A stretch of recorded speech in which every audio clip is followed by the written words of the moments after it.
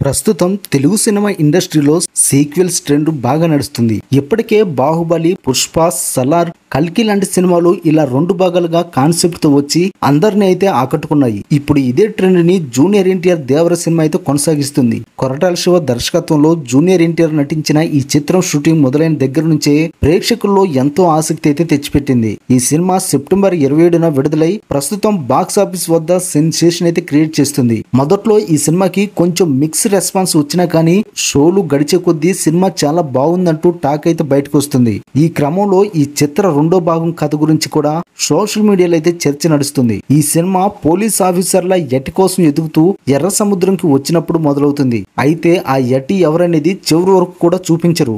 ఇక చివరిలో క్లైమాక్స్ లో కూడా దేవరాన్ని చంపింది అతడు కొడుకు వరానే అని ప్రకాష్ రాజ్ చెప్తారు. అక్కడితో సినిమా ముగుస్తుంది. అయితే ఈ సినిమాలో చివరి సీన్ ని బాగా గమనిస్తే దేవరాన్ని చంపేసేది ఇంటర్వెల్ సీన్ దగ్గర అని అర్థమవుతుంది. అంటే మొదటి భాగంలోనే దేవరా చనిపోయారు. మరింకా 2వ భాగంలో కథ ఏముంటుంది అనే విషయం గురించి అభిమానులు అయితే చర్చించుకుంటున్నారు. అయితే వర కొద్ది రోజుల తర్వాత అక్కడ కాంట్రాక్ట్లు ఇచ్చే మురుగన్ చంపేస్తారని, ఆ ప్లేస్ లో మురుగన్ తరపున యతి వస్తారని, అయితే చాలా స్ట్రాంగ్ విధంగా 2వ భాగంలో చూపించనున్నారని సమాచారం. ఇక యతిని అతని మనుషులను చంపే వర సముద్రం కింద పూడుస్తారని, వీళ్ళనే అజయ్ సముద్రంలో మొదటి సీన్ లో చూసేదని కొంతమంది తమ సొంత కథ కూడా సోషల్ మీడియాలో రాసిస్తున్నారు. ఇక ఇంటర్వెల్ ముందు జూనియర్ ఎన్టీఆర్ ఒకరిని చంపబోయి వదిలేస్తారు. అతను భైరవ తమ్ముడని, తను చెల్లెలుగా భావించే అమ్మాయిని చేసుకోవడం వల్లే అతన్ని దేవర వదిలేశారని, కానీ ఆ అమ్మాయి కూడా తర్వాత చనిపోతుందని, ఎందుకంటే ప్రస్తుతం కథ జరిగేటప్పుడు జాన్వీ కపూర్ మేనతని చూపలేదు కాబట్టి అమ్మాయి చుట్టూ కూడా ఏదో కథ ఉందని చర్చ సాగుతుంది.